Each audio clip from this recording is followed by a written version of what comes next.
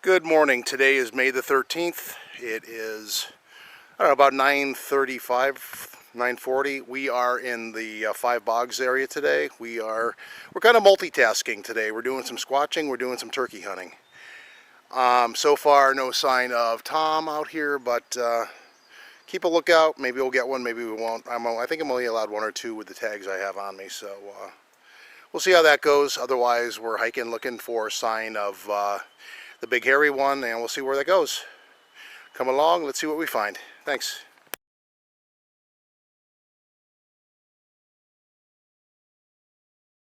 Okay, we're back, and we are, I guess reconnoitering would be the word. We were here last week, and it was substantially flooded, so I would like to do a review of the Five Bogs, which is usually how I start my season.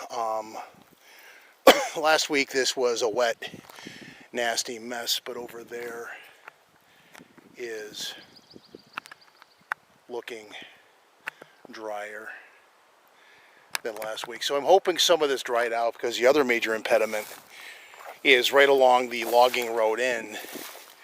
Beavers have been true to their name and been quite busy. They have, last week they flooded across the road. It was kind of a pain in the butt to get around. So hopefully that's died down a little bit. We had a little bit of rain. I'm hoping that was like an aggravating factor, and it's not. Because otherwise, the area that we're heading to, the implications are that's going to be flooded as flooded could be, because it's adjacent to that and it's all one big beaver dam. Today's kind of a new thing too. We're kind of multitasking. I've put out a couple of turkey calls. I haven't heard boo, so we're going to cover ground and do some videoing while we do that. If I come across turkey, I'll probably go all quiet and take a break from the camera, or switch cameras to the head mountable one. See if Thanksgiving comes early today. Last week when we were all through here, I didn't hear anything either, so my expectations are so-so. But let's just see how the day develops, and we'll take things from there. If I'm being honest, although I do like the hunt, and the kicker is I just literally heard a grouse. Trouble is I don't think they're in season right now. So Tom Turkey is the target du jour, but one has to encounter them first. Also, no offense to the Vermont hunters up here, but turkey season is like a half day.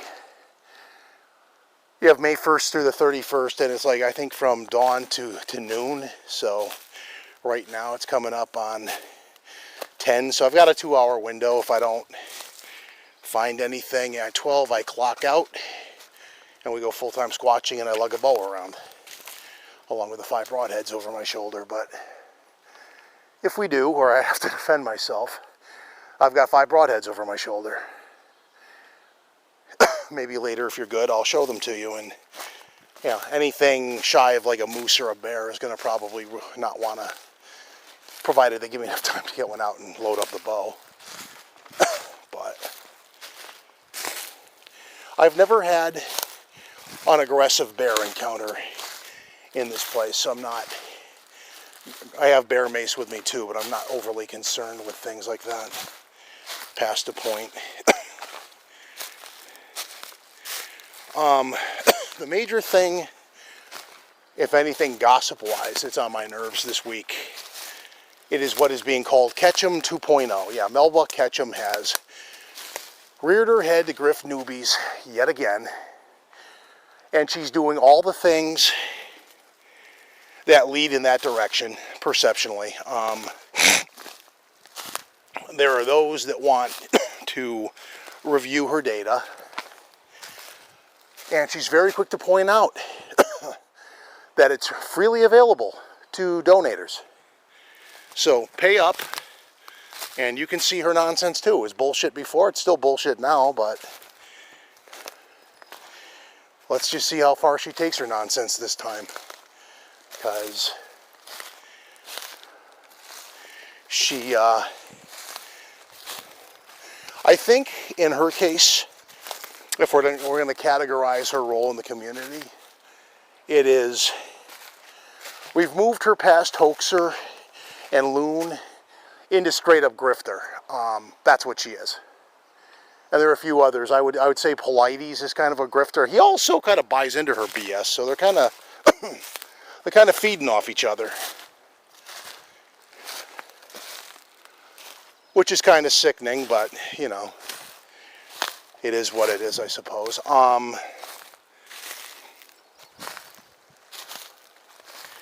The one good thing about being up here as opposed to Connecticut is, this is a generic wine, by the way. The nature of the pollen situation in Connecticut the last 2 weeks has been positively over the top, charts bending miserable.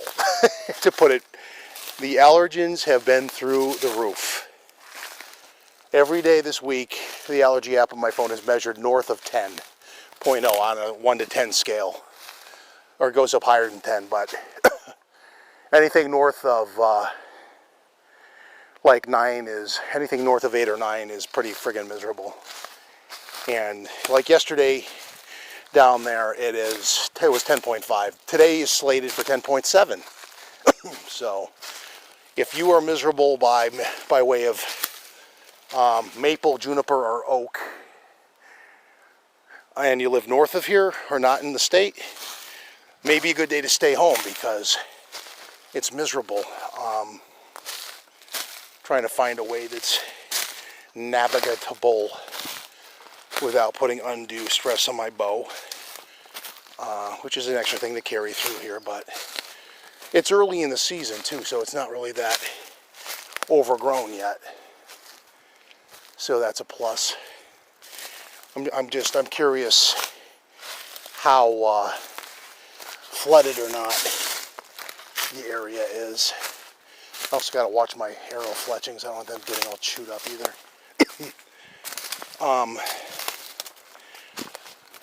A wonderful broadhead is not worth much if you chew up the things that make it aerodynamic. Kind of a total package kind of thing.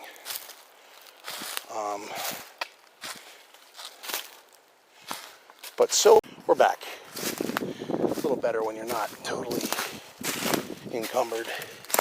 You got to do more of the forest ninja thing and go through here and get chewed up without... I don't care if I get chewed up, I just... when I have other stuff with me for other purposes, I want to take care of it. Okay, so... we're a little north of where I normally come out. So to make the point of the encounter from 2015, other side of this thing right here. For context, it came down through the woods over there and made its presence felt in a less than shy way. I was hoping to drone today too, but again, it's proving to be gusty wind, and this... Actually, let's just kind of make the point.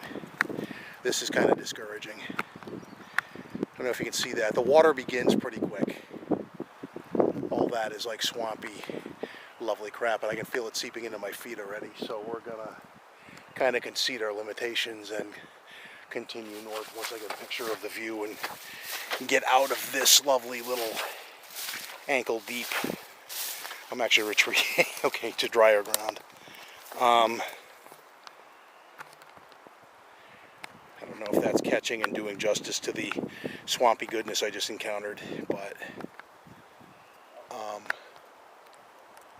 I keep hearing like people like noises. Not me. This is where I am right now. I'm going to get a picture of that. We'll be back in a few. Okay, so the daunting thing that we have run into this year versus last is this. We have a beaver dam right up against the road that is a little bit of a pain in the rear.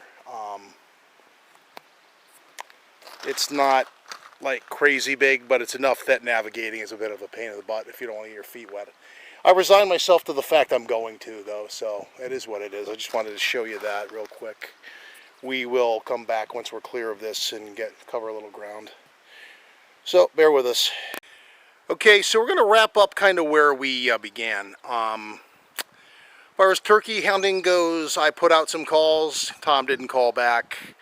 If they're not around, they're not around. That's what it is. More interesting on the first bog, going through the eye poker stuff between the bogs, I kept hearing something. Vocals? Vocalizations? I'm going to have to go back and review if I have anything on the video.